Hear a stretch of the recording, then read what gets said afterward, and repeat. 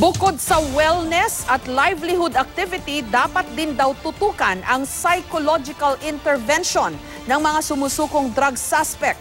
Karamihan daw kasi ng mga umaaming drug user, hindi naman nangangailangang sumailalim sa drug rehabilitation.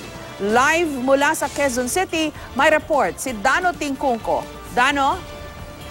Jessica, sa prioridad ng bagong Oplan Tokhang na nakatuon doon sa mga una ng sumuko, no, ay tutulungan daw silang magbago ng PNP sa pamamagitan ng exercise at mga livelihood projects. Pero kung ang Psychological Association of the Philippines ang tatanungin, importante din daw ang psychological intervention, lalo na dun sa mga casual user or kahit dun sa mga casual user para maiwasan yung tinatawag na relapse.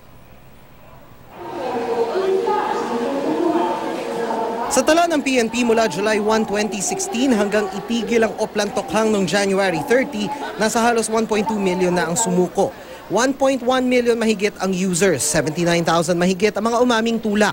Ayon sa PNP, 90% sa mga umaming gumagamit, hindi kailangan dalhin sa mga rehabilitation center. Pero PNP na rin ang umamin, ito rin mismo ang naging problema ng unang bersyon ng Oplan Tokhang. Akala nila amnestia, natokhang na ako, hindi na ako babalikan ng mga polis. But after a week or two, they continue to violate the law. Yun yung nagiging problema, hindi naman talaga sumurrender. So some of them, kumbaga, automatic after 2 weeks, relapse. Hindi tulad dati, ang hepe lang o TCP commander ang pwedeng magtokhang ngayon. Hindi pwedeng magkanya-kanya mga police team. Hinihikayat din ang partisipasyon hindi lang ng barangay kundi pati na rin ng mga pribadong sektor at religious groups. Prioridad ding balikan ng mga una ng sumuko at dalhan sila ng tulong kung hindi pa nabibigyan. Sa pamamagitan ng mga wellness at livelihood activity na LGU at DOH ang mamamahala, mula sa counseling hanggang pa-Zumba. Pero para sa Psychological Association of the Philippines, hindi sapat ang mga hakbang na ito. Ang kulang sa nakikita namin is the psychological aspect because the phenomenon of drug use is complex. It's not just idleness, it's not just poverty, it's a whole slew. There are a lot of reasons why people use drugs. For example, one of the first things that we did when we were creating this intervention was we talked to drug users and their families. And one of the things that was very evident is that majority of them grew up amidst adverse childhood experiences. Dapat daw kaakibat ng kung ano pa mang wellness program ng mga LGU ang psychological intervention para sa mga sumuko.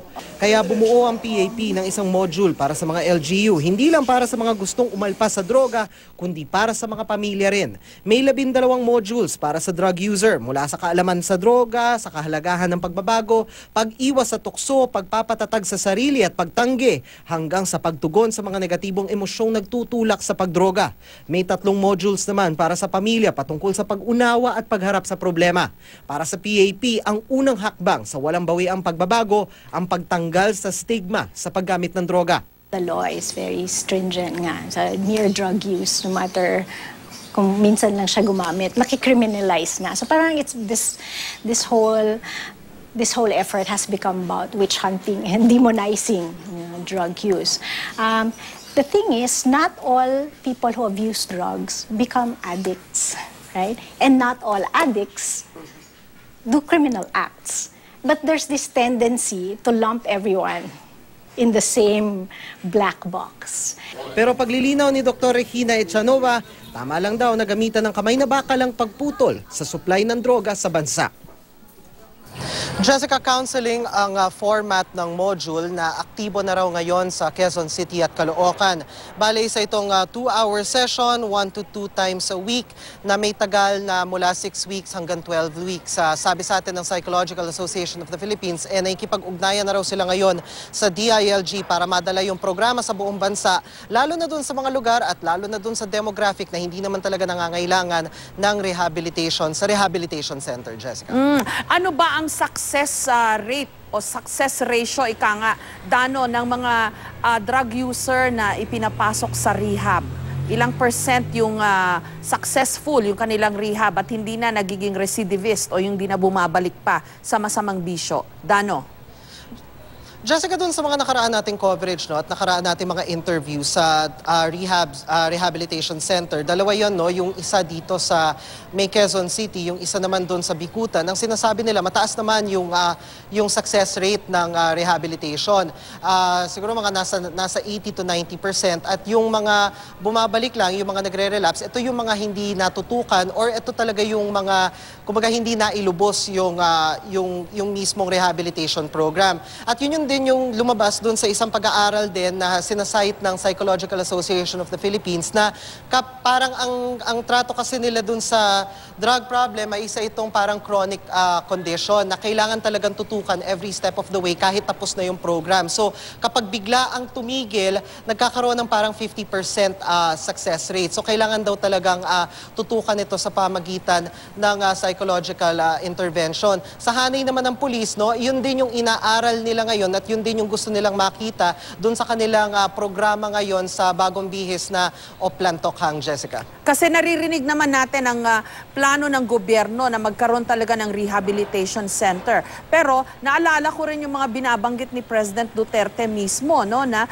ang shabu daw, pagka pumasok na yan sa utak ng tao, parang kinakain na yung utak eh. So parang he was saying na beyond redemption na raw pagka. So I think he was also saying na you shouldn't even start that bad habit kasi yun nga sinasabi niya yung liquid daw na ginagamit sa paggawa ng shabu nanggaling pa dun sa baterya ng mga sasakyan.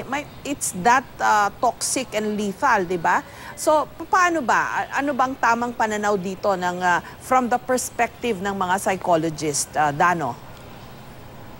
Jessica, not that particular statement, no? Pero yung attitude na reflective ng ganyan, yan daw yung sinasabi nitong Psychological Association of the Philippines na isa sa mga balakid dun sa talagang supil sa drug problem, like really addressing it at the root. Kasi ang kanilang pagtingin dito, no, syempre, nauna na nilang sinabi na isa itong complex na problema. Ibig sabihin ng complex, maraming dahilan ang mga tao para siguro para sumubok ng droga, para manatili sa droga at para ma-addict sa droga. Hindi siya one size fits all na dahilan. So dapat ang solusyon din hindi one size fits all.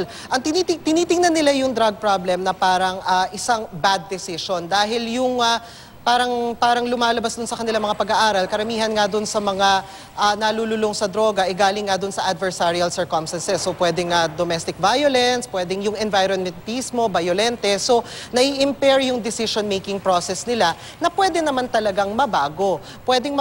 Tinitingnan din nila ito na isang chronic situation na hindi naman ito yung parang simpleng sipon lang na agad-agad mawawala. So pangmatagalan itong kondisyon na ito, kaya pangmatagalan din dapat yung solusyon. Ang sinasabi nila, wag lang mawala ng pag-asa o wag lang mawala ng simpatya dun sa mga nalululong sa droga dahil kahit merong iba dyan na talagang nawawalay ng landas, kaya't kaya pa rin namang ma-integrate sila at maging productive members ng ating lipunan, Jessica. Maraming salamat sa iyo, Dano Tingkungko.